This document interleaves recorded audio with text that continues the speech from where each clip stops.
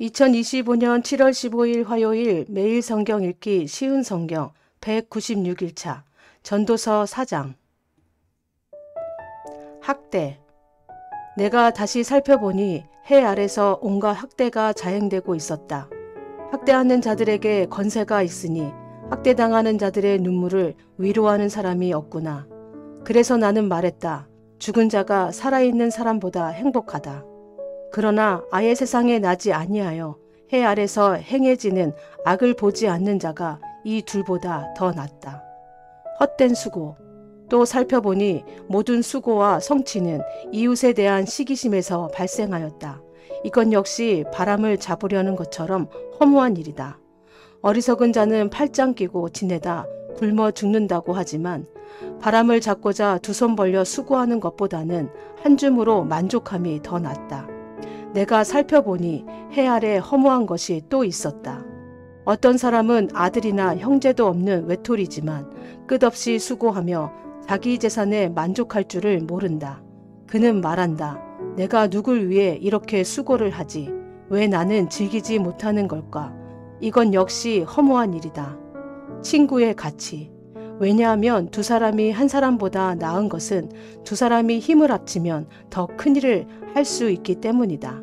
한 사람이 넘어지면 다른 사람이 일으켜준다. 그렇지만 넘어져도 일으켜줄 사람이 없는 사람은 불쌍하다. 둘이 함께 누우면 따뜻해진다. 하지만 혼자라면 어떻게 따뜻해질 수 있을까? 혼자서는 원수에게 패하더라도 둘이라면 능히 방어할 수 있다. 세 겹으로 꼰 줄은 쉽게 끊어지지 않는 법이다. 출세와 권력도 헛되다. 충고를 싫어하는 나이 많고 어리석은 왕보다는 가난하지만 지혜로운 소년이 더 낫다. 나는 그런 젊은이가 왕이 되는 것을 보았다. 그는 가난한 집에서 태어났고 감옥에도 간 적이 있었지만 모든 사람들이 왕이 된 그를 따랐다. 그러나 백성에게 인기가 좋았던 처음과는 달리 나중에는 아무도 그를 좋아하지 않았다. 이건 역시 허무한 일이요 바람을 잡는 것이다. 전도서 5장. 약속을 신중히 하여라. 하나님의 집에 예배하러 들어갈 때에 발걸음을 조심하여라. 형식적으로 예배드리는 어리석은 자보다 말씀을 듣기 위해 조용히 나아가는 자가 더 낫다. 어리석은 자들은 악을 행하면서도 알지 못한다. 하나님 앞에서 함부로 입을 놀리지 마라. 조급한 생각으로 무엇을 말하지 마라. 하나님은 하늘에 계시고 너는 땅에 있으니 너는 말을 적게 하여라. 걱정이 많으면 꿈자리가 사납고 말이 많으면 어리석은 소리를 한다. 하나님께 약속했거든 신속히 이행하여라. 하나님은 어리석은 자들을 기뻐하지 않으시니 너는 약속을 지켜라. 약속을 하고 지키지 않는 것보다는 약속을 하지 않는 것이 낫다. 내 입술로 죄짓지 마라. 하나님의 사자에게 내 약속은 실수였습니다. 라고 말하지 마라. 하나님께서 화내실 만한 말을 하여 그분이 내 손의 수고를 망치게 할 이유가 무엇이냐. 꿈이 많고 말이 많은 것도 허무하니 하나님을 경외하여라. 관리가 감독한다. 만일 가난한 자가 학대를 당하고 정의와 인권이 무시되는 것을 보거든 그런 일들에 대해 놀라지 마라. 왜냐하면 그것을 처리할 관리가 있고 이들 위에는 더 높은 고위 관리가 있기 때문이다. 땅의 산물은 모두를 위한 것이다. 왕도 들판에서 나는 곡식을 먹는다. 부자도 행복을 사지 못한다. 돈을 사랑하는 사람치고 돈에 만족하는 이가 없고 재물을 사랑하는 사람치고 자기 수입에 만족하는 이가 없다. 이건 역시 허무한 일이다. 재산이 불어나면 식솔도 많아지는 법이거늘 주인이 재산을 바라보며 즐기는 일 외에 그가 얻는 유익은 무엇인가? 노동자는 적게 먹든지 많이 먹든지 잠이 달콤하지만 부자는 재물이 많으므로 걱정 때문에 잠을 이루지 못한다. 내가 살펴보니 해 아래 큰 재앙이 있는데 그것은 재물이 그것을 축적한 자에게 해를 끼친다는 것이다.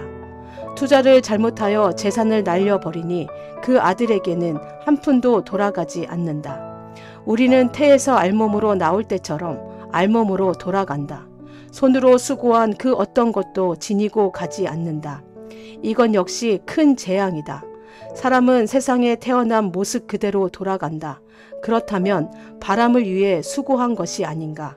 도대체 무슨 유익이 있는가? 사람은 평생 근심 중에 식사를 하고 크게 좌절하고 병들고 분노한다. 자기 일을 즐겨라. 내가 관찰해 보니 하나님께서 주신 자신의 생애 동안 먹고 마시며 자신이 하는 일에서 보람을 느끼는 것이 행복이요. 적절한 일이다. 그것이 인생의 몫이기 때문이다. 하나님께서 재산과 부를 주시고 또 그것들을 누리게 해 주실 때 자기 몫을 받아서 자기 하는 일에 즐거워하는 것이 바로 하나님의 선물이다. 사람은 자기 삶을 심각하게 생각할 겨를이 없다. 왜냐하면 하나님께서 그의 인생이 즐거움에 빠지도록 만드시기 때문이다. 전도서 6장. 나는 사람들 가운데 흔히 일어나는 또 다른 악을 보았다. 하나님께서 어떤 사람에게 부와 재산, 영예를 모두 주셔서 더 바랄 것이 없게 하셨지만 동시에 그가 이 모든 것을 누리지 못하도록 하시며 타인이 대신 누리게 하신다는 것이다. 이건 역시 허무한 일, 큰 재앙이 아닌가. 사람이 자녀를 몇백이나 낳고 장수한다고 하자 제 아무리 그가 오래 산다 하여도 그 마음이 행복을 찾지 못하고 죽어서 매장되지 못한다면 나는 차라리 낙태된 아기가 그 사람보다 낫다라고 말하겠다. 사사나는 허무하게 왔다가 어둠으로 사라지고 그 이름조차 어둠 속에 묻히고 만다. 사사나가 비록 햇빛도 보지 못하고 아무것도 알지 못한다 하더라도 그 사람보다 더 많은 안식을 누린다. 설령 그 사람이 1000년의 2배를 산다 할지라도 행복을 맛보지 못한다면 둘 다 같은 곳으로 가는 것이 아닌가. 사람의 모든 수고가 다 먹기 위함이지만 그 식욕은 만족할 줄을 모른다. 지혜자가 어리석은 자보다 나은 것이 무엇인가. 가난한 사람이 타인 앞에서 예절 바르게 행동한다고 하자. 그렇다고 해서 그가 얻을 유익이 무엇인가. 두 눈으로 보는 것이 마음의 공상보다 낫다. 그렇지만 이건 역시 허무하여 바람을 잡는 것과 같다. 누가 하나님의 계획을 알 수 있을까? 지금 존재하고 있는 것은 이미 오래전부터 이름을 가지고 있다. 사람이 무엇인지도 알려져 있다. 그러나 사람은 자기보다 강한 자와 다투는 일을 할 수 없다. 말을 많이 할수록 허무함도 더해진다면 말을 많이 하는 것이 사람에게 무슨 유익이 있겠는가. 그림자와 같이 허무한 며칠을 사는 인생 중 삶의 최선이 무엇인지 아는 자가 누구일까. 사람이 죽은 후 해 아래서 무엇이 일어날지 누가 그에게 말해줄 수 있을까. 전도서 7장. 지혜. 좋은 이름이 값진 향수보다 낫고 죽는 날이 태어나는 날보다 낫다.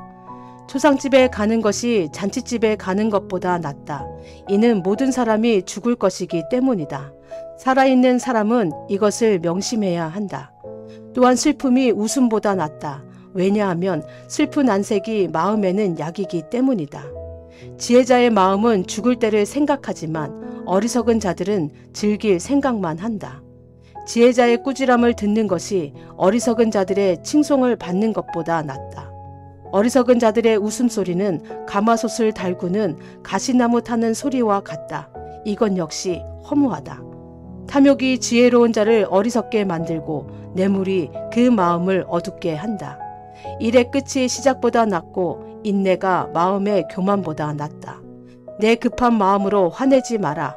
왜냐하면 화는 어리석은 자의 품속에 머물기 때문이다. 옛날이 지금보다 훨씬 좋은 것은 웬일이죠? 라고 말하지 마라. 그런 질문은 어리석다.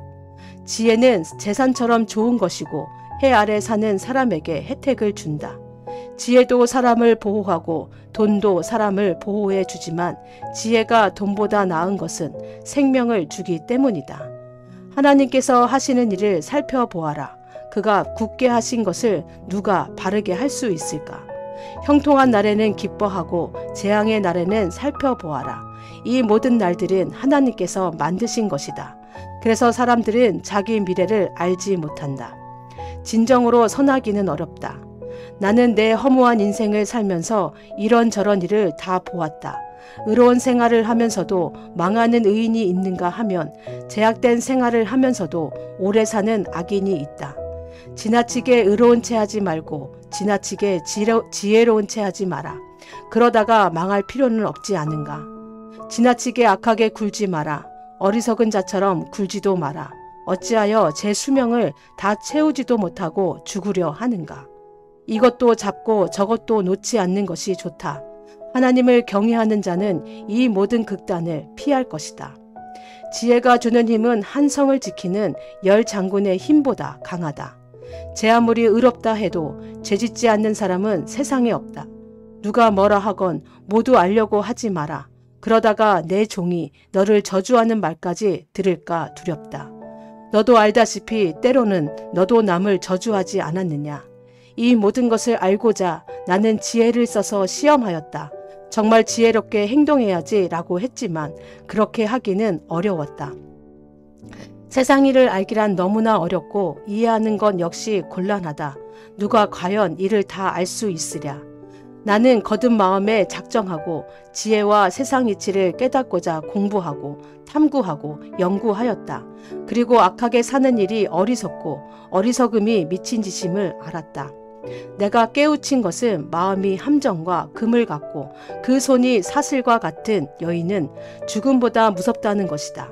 하나님을 기쁘시게 하는 사람은 그 여인을 피하나 죄인은 그녀의 함정에 걸리고 만다. 설교자가 말한다. 자, 이것이 내가 깨우친 것이다. 이것저것을 살펴 전부를 깨치고자 하였다. 지금도 찾고 있지만 아직까지 완전히 깨치지는 못하였다. 1000명의 남자들 중에서 의로운 사람 1명을 찾았으나 여인들 중에서는 1명도 찾지 못하였다. 내가 깨우친 한 가지는 하나님께서 사람을 정직하게 만드셨지만 사람들이 많은 깨를 찾았다는 것이다. 아멘.